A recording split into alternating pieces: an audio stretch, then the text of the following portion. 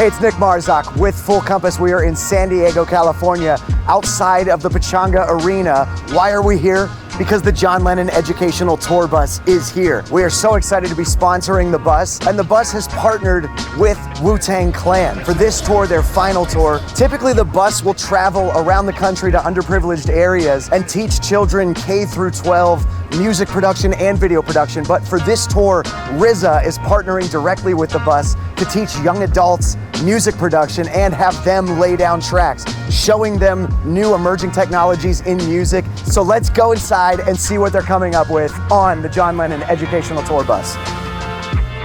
Hey guys. Hey, how you doing? Good to see you. Lennon, Panacea, good to see you again. What's up, Brian? Yeah.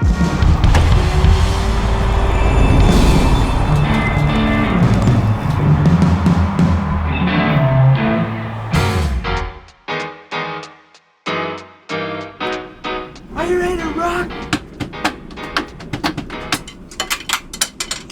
The bus looks great. I love this wrap. We think cool. it's killer. Yeah. We do. We know it looks really, really cool. How did this partnership with Wu-Tang and RZA specifically, where did this come from? Because it's such an awesome fit. I first met the RZA at a Yoko Ono show in Los Angeles, where he was part of one of her performance art pieces.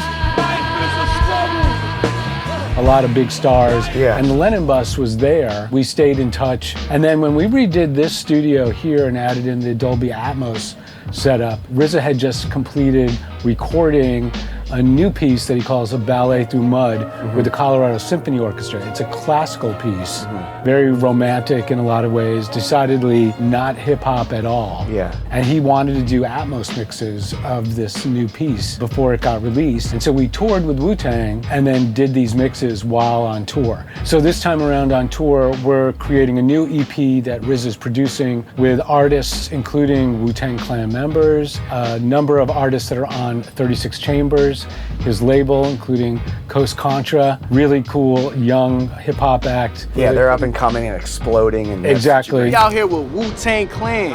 It's on the final chapter tour, the final chambers, you know what I'm You saying? know, we're on what is their last North American tour. So he wanted to do something that honors where they've come from, but is also kind of passing the torch on to the next generation. At each of the stops, in the spirit of the Lennon Bus, we are hosting young people, students from all around the country who are coming on board and having this incredible experience and actually contributing to those tracks. They're going to learn about the technology that's on board. They're going to learn about Atmos. They're going to learn about studio protocols. They're going to learn about all the workflows that are on board the bus and are setting them up for potentially for careers in audio and video and broadcast. Spread out that object so it's going into this speaker. I'm talking to engineer, live in everything, Caleb. Yes, sir. You're kind of the RZA like whisperer. Yeah. So the first night that we met up with RZA, he played us all these tracks that he produced with Coast Contra. He was like, "Oh, I have all the stems in there, and I want to see what you guys can do." And so the idea So is we just gave you a blank slate to literally, mix. literally. I had experience with being a producer and an engineer, so this was kind of the vein that I was kind of hoping for. Of like the idea was all these students were going to come in and they're going to be essentially session players on these tracks. We're going to give them the Wu-Tang experience and like have them play over these and then go to the actual show, show them behind the stage, meet all the front of house people and things like that. Yeah. You can add guitar, you can add piano. I try to make it more of like a typical Lennon Bus experience, just kind of more of a free-flowing thing. So every student that comes in, I let them listen to some of these tracks and I kind of like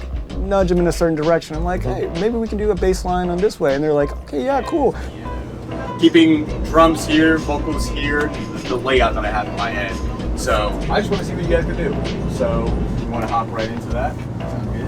RZA made a sample. He wants to leave the high end and have the students fill in everything underneath. So let's hear what magic they come up with in the back studio in the ISO room.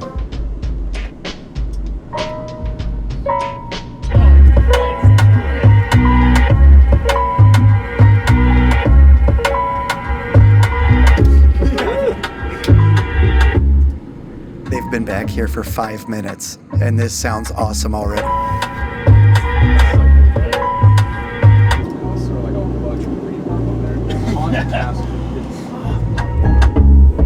I like this, but then maybe a darker, lower or darker? We are here with Brett. Brett, you just laid down some keys on this track. What was your strategy? Of course, they're going to be, building on tracks. I don't know if they're going to be using anything that I just made, so I want to be, leaving space. How can we reinforce that tonal quality while still leaving space for everything to just bloom and grow? That's what makes a musician. You know how to listen. I was just hearing a chord in that sample, and that was on dominant 7, because there's no third in it, so you can't really tell. We need to be feeling kind of this tension up here. What makes us feel like kind of that ethereal feeling, you know, because it's very cinematic, and we want it to feel like this swell and this growth and drama. Yeah. Sounding pretty freaking awesome. Kind of got to think a little bit more outside of the box. What interesting sound or interesting texture am I going to bring to this that's not just typical that you would hear in a hip hop record? I want you to get spooky with it. Spooky, whatever that means to you. Set my tongue there. Spooky. It's like following that riff. Yeah. I'm just gonna hit play. Cool. Let you rip. Yeah.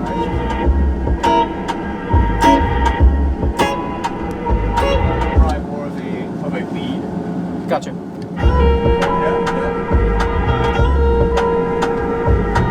There was one time where he came in and there was like a cymbal that a student played, and he was like, all right, bring up this a hall reverb, and I was like, okay. And he turned up the treble all the way up, and it just turned it into like this like an 808 crash. Literally just, okay, this is the mode that I need to get in of just like bizarre, crazy, weird. So there's a lot of times where there's just like a little like, which is just like a sound effect that like the birds or something in a kung fu movie. But he uses it out of percussion in there. You spend so much time learning modes, learning scales, learning music theory, and sometimes it's like not that your education is wasted on modes, because that's all important. Right. But also the ability to like the earworm, the ear candy, as you'd say. I keep saying ear candy, so I'm just gonna throw it out there. Ear candy. I don't want to see what you guys would come up with.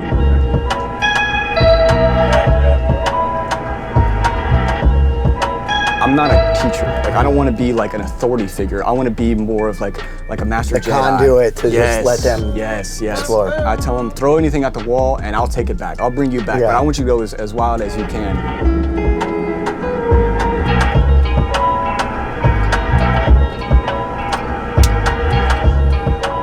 So I'm outside the bus, I'm with Ian. Tell us about the school, tell us about the program, where these students are coming from. So yeah, we brought some students today from Studio West and the Recording Arts Center. Find us at studiowest.com. Our whole catalog is up there, the studio business is up there, and the school. We're up in Rancho Bernardo. We are an audio recording facility, but we have a recording school there too. We have a 1-year program. It's like fully immersive. It's super cool. They get a lot of studio time, and to get out here and to work with like the next level of technology. It's super important to have them come out here and get associated with this early, because it does help them get like a leg up and just get really in line with that new technology. Now we're in Atmos, right? Hip hop with ethereal, weird sample stuff all around you. Right. There's a bit of bump that hip hop has that needs to stay there, because that is the core. That's the soul of the music. Yes, literally. That is what makes it hip hop. It's keeping the original like bump and the grittiness of it, but also having the spatial audio aspect of it and almost making it feel a little cinematic. Drums here, vocals here. That is a big thing that you can mess up really quick. I mean, some of the first Atmos mixes I had were not great whatsoever, because I'm just like, all right, let's throw everything everywhere, you know? But you really have to cut back, and be very deliberate about what you put in spatial audio. Kicks and the snares, like just stereo, regular, but then I'll throw a little bit of LFE in there, and then I have some aux channels that I have that kind of spread it out a little bit. A little in front of us, just kind of a little bit more depth. Reverbs, delays in the ceilings and in the rear speakers.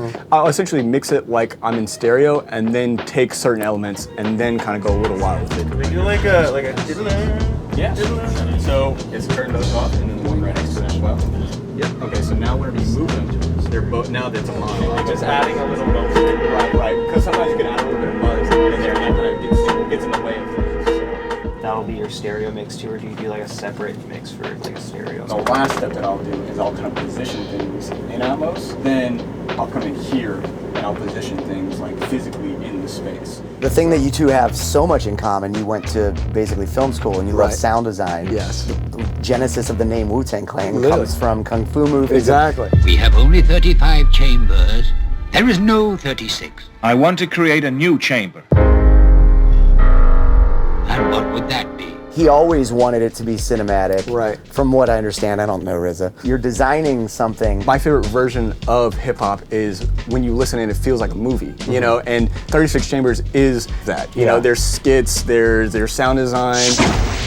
And it's like, this is what he wanted. You listen to it top to front, just like as you would a movie. For him to be like the Mount Rushmore, like godfather of cinematic hip hop, it's the perfect collaboration.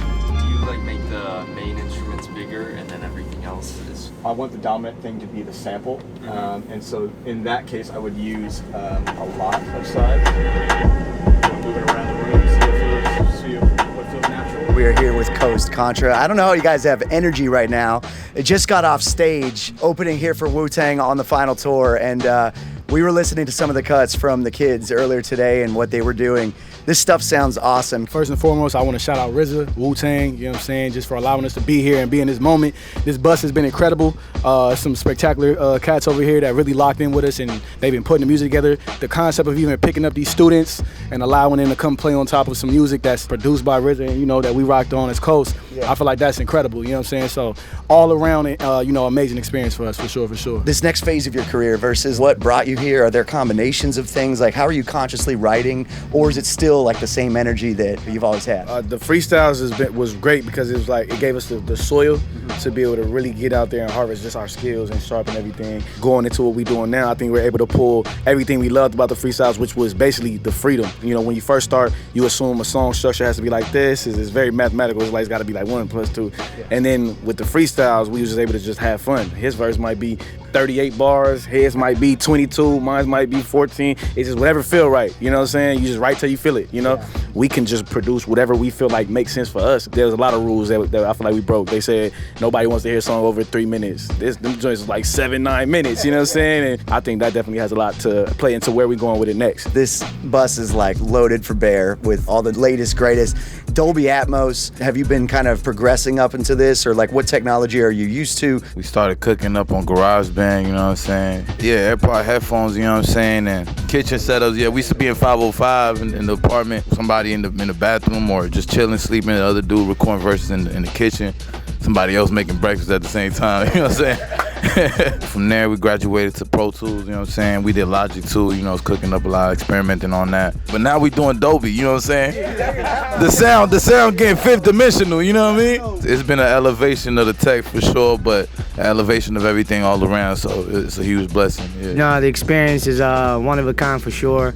Learning how to live in the moment, because a lot of things can happen really fast, especially like when you move and so many exciting things happening, but we always remind each other to have that moment of gratitude and just kind of be here and like really be present. And then that, like, we drive back and we're like, yo, we just did that. That's kind of cool. So to everybody, you know, involved with what's going on here, it's just like, this is real. Congratulations on all of this. Can't wait to hear this project. It's gonna be great. Absolutely. We need our John Lennon Bus. You know what I'm saying? Keeping the essence of the Lennon Bus sessions, that's what's most important to me.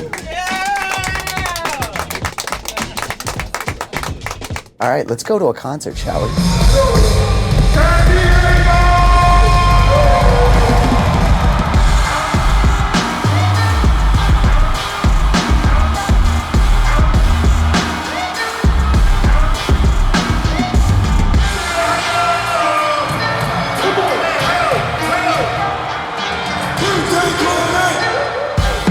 That's gonna do it. That show was incredible. Huge thank you to the John Lennon Educational Tour Bus for having us.